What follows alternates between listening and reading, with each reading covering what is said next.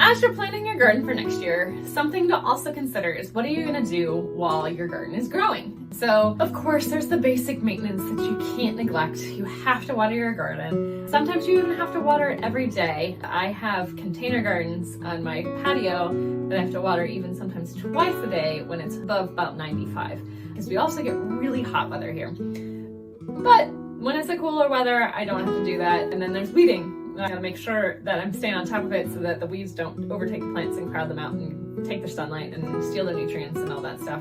You get a little benefit of working with microbes, but it doesn't eliminate weed seeds altogether. Only way to do that is if you kill all your plants in your garden. You can spot treats with synthetics if you've got an out of control problem. But you do also have to be careful because sometimes that will be uptaken into your plants and get into your food. And so that can also be a problem. So being a little bit aware of that. But those are all things you do in the moment. So how can you be a little proactive now to plan your garden correctly so that you have less things you have to do in your garden? So some of that is planning where you're gonna plant things. So tomato plants, if you had a garden last year, you don't wanna plant them in the same place. That leaves them open to diseases. But you also don't wanna plant them in the same place as other plants that are very similar. So if you've got eggplants in your garden, those are very similar to tomatoes, don't plant those in the same spot. So rotate where you're planting everything year to year. Another way to help yourself get ready for the growing season with your planting is to put in companion plants. So sometimes companion plants help other plants grow.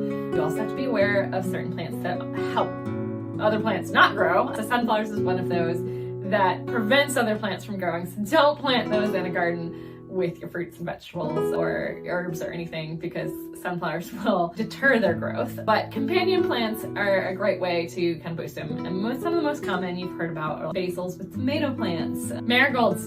Everybody talks about marigolds. If you haven't planted marigolds in your garden, put them in different places.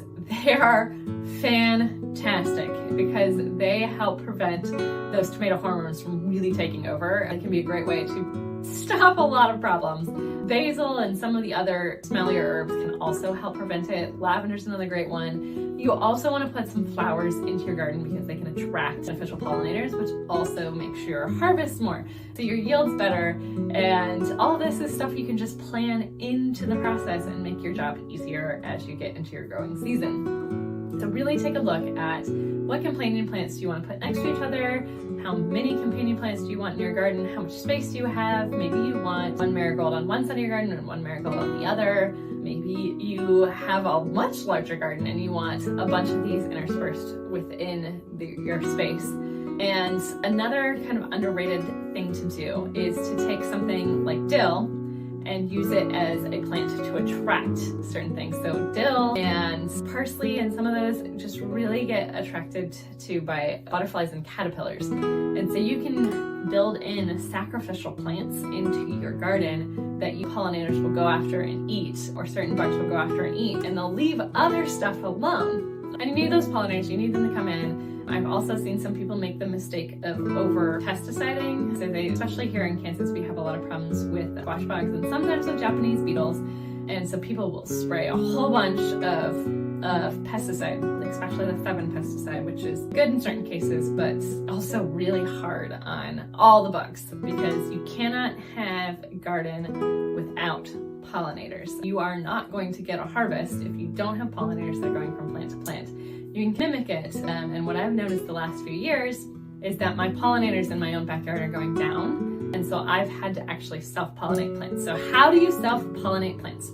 That involves sometimes shaking them, sometimes touching flowers together. If you may have to have male and female plants.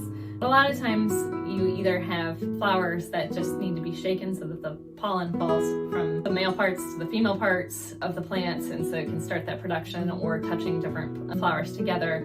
Watermelons and squash plants, they have different flowers. They have male and female flowers. And so you might have to take like a Q-tip and touch the pollen of one set of leaves into another. But make sure you're not cross-pollinating different types of plants, because if you mix like a watermelon and a cucumber, you might get something a little bit odd from what you were expecting.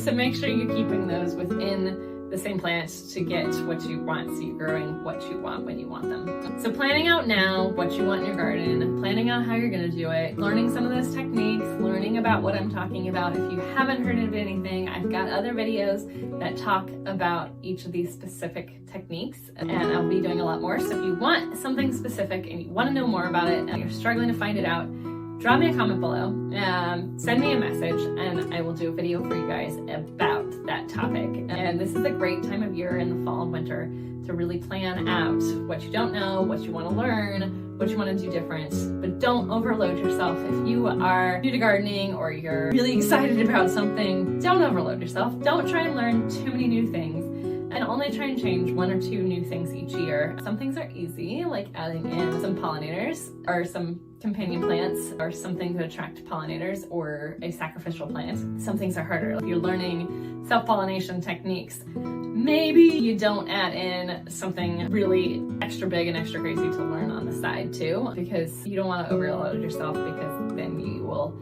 stop being motivated to garden. And one of the things I will always tell you is you want to enjoy your garden. You want to enjoy what you're harvesting. You don't want to struggle with it. You don't want to see your plants die. No one does. And we are building a garden so that we can enjoy it. So we can enjoy the harvest, we can enjoy just growing something. There's 100 different reasons why you're gardening, and all of them have to do with you want something out of it. And when you want something out of it, you don't want to struggle with it. You want it to be easy, you want to enjoy it. And so I want to make it easy for you, so don't overload yourself.